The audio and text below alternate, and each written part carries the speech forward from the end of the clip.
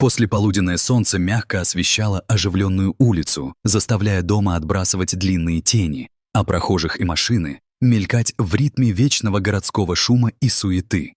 В толпе, полной гомона, шел необычный дуэт.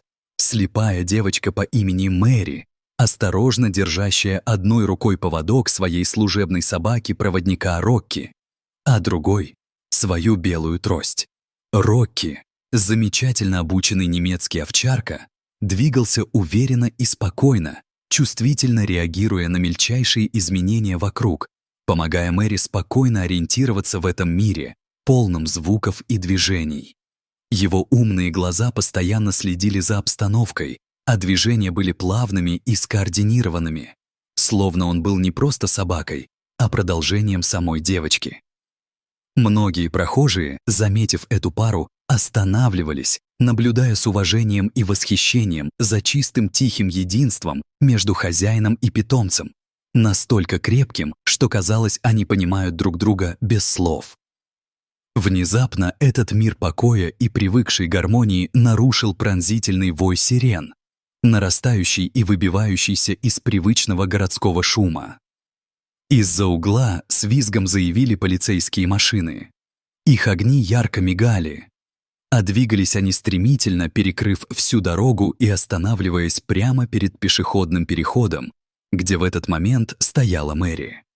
Офицеры быстро выскочили из машин с оружием наготове, громко отдавая приказы и приказывая всем расступиться.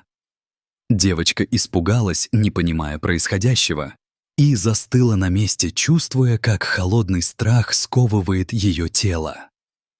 Она крепко прижалась к собаке, которая сразу же встала перед ней, защищая хозяйку, громко залаяла и заняла оборонительную позицию.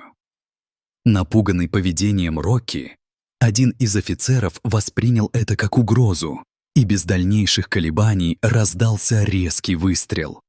Собака вскрикнула, упала на землю, а Мэри, дрожа, рухнула рядом и крепко прижала Рокки к себе, словно пытаясь задержать уходящее тепло и жизнь друга.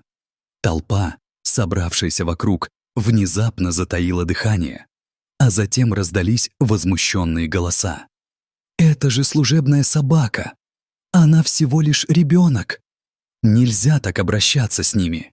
Люди напряженно смотрели на офицеров, которые в ответ растерялись и опустили оружие, осознавая ужасную ошибку, которую они только что совершили.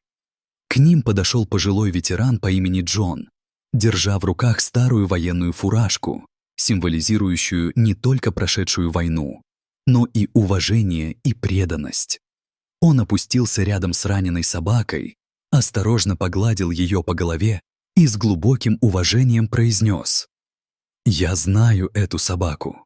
Он спасал жизни вместе с нами в нашем подразделении. Это настоящий герой». Его слова пронзили сердца тех, кто наблюдал за сценой, и вызвали волну сочувствия и поддержки. Скоро подошли парамедики, осторожно поместили Рокки на носилки и поспешили доставить его в скорую помощь. Мэри не выпускала из рук поводок и ласково держала лапу собаки, как будто таким образом поддерживала жизнь своего друга, пока их быстро увозили. В больнице врачи и ветеринары без устали боролись за жизнь верного пса. Девочка сидела рядом, тихо шепча слова поддержки. «Пожалуйста, не уходи. Ты мои глаза, ты мой друг и помощник». С каждым минутным ожиданием ее сердце билось в унисон с дыханием Рокки. Через долгие, изнуряющие минуты собака слабо застонала, а затем едва заметно пошевелила хвостом. Знак того, что надежда еще жива, что есть шанс вернуть этого отважного друга. Врачи обменялись обнадеживающими взглядами, и постепенно состояние Рокки улучшалось. Прошло несколько дней, и больничные палаты сменились строгими стенами зала суда, где стояли виновные офицеры. Пожилой ветеран Джон дал эмоциональные и убедительные показания, подробно рассказывая о героических поступках Рокки и о том, как ценна была помощь этой собаке для общества и людей, которым она спасала жизнь. Мэри, опираясь на своего верного Рокки, спокойно спокойно и решительно произнесла: «Он — моя семья. Он спас мне жизнь и никогда никому не желал зла». Ее слова проникли в сердца всех присутствующих. Суд признал полицейских виновными и обязал их пройти специализированное обучение по работе с служебными животными, чтобы подобные трагедии больше не повторялись. Выходя из зала суда, Мэри тихо прошептала своему верному компасу, своему верному другу: «Теперь мы в безопасности».